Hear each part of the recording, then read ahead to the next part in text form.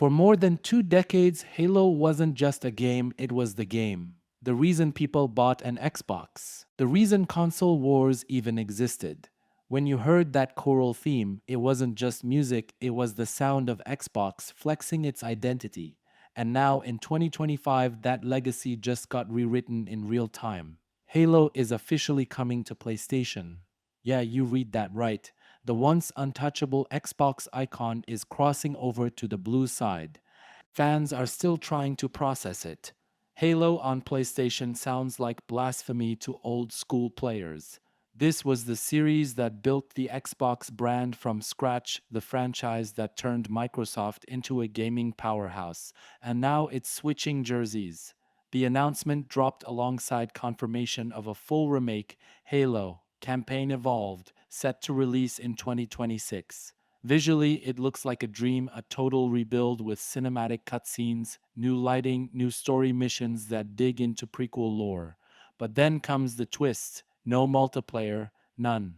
And that's where the internet lost it. Because multiplayer isn't a side dish in Halo, it's the main course. It's where you trashed your friends in Blood Gulch, screamed in proximity chat, spent entire summers chasing perfection. Taking that out feels like ripping out the soul of the series. People aren't mad about it looking prettier, they're mad because it's not the same Halo they grew up with.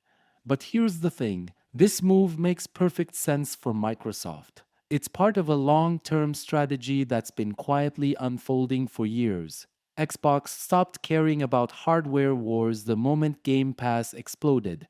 They started calling themselves an ecosystem, not a console brand. The plan is simple: get people to play Xbox games anywhere, even on rival platforms. Your console doesn't matter, your subscription does.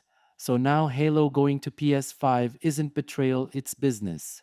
It's smart, but it's emotional, because if Halo doesn't belong to Xbox anymore, what does? That's the question echoing across forums, Reddit, and YouTube comment sections. The brand that once stood for exclusive power now feels more like Netflix, a service distributing content to anyone with a screen. And fans are split right down the middle. Some call it the future of gaming, others call it the death of Xbox's soul. The remake itself seems like a soft reboot, a way to make Halo relevant again to a new audience. The campaigns being expanded with new missions, sprint mechanics, smoother combat, and better AI. It's designed to pull in both old fans and people who never touched Halo before. The decision to skip multiplayer could mean one of two things: either there's another Halo project coming that's entirely cross platform, or Microsoft wants to rebuild the brand slowly, starting from its story roots. Meanwhile, PlayStation players are both hyped and skeptical. For some, it's like finally getting access to forbidden fruit. For others, they're wondering if the experience will actually live up to the myth. They want silky frame rates, DualSense support, adaptive triggers, and everything that makes PS5 games feel premium. And they're about to step into the story Xbox fans have been bragging about since 2001. Whether they love it or not, everyone's going to have an opinion. All of this points to something bigger. The age of console exclusivity is dying. Xbox, PlayStation, Nintendo, they all see it.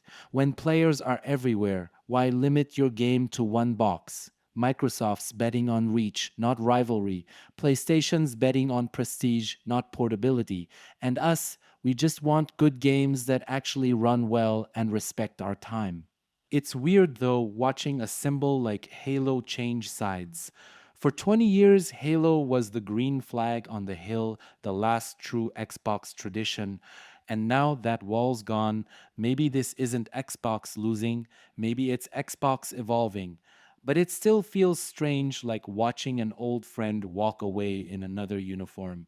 Halo on PlayStation marks the end of one era and the start of another. It's a business move, sure, but also a reality check. The console war we grew up with is officially over. The battlefield has moved to ecosystems, subscriptions, and services. The question now isn't who wins the console war, it's who wins your attention. And in 2025, that's the real game everyone's playing. So, yeah, Halo broke the last rule. the one nobody thought would ever fall. And whether you love it or hate it, this is history. Would you play it on PS5 day one, or do you still think Halo belongs to the house that built it?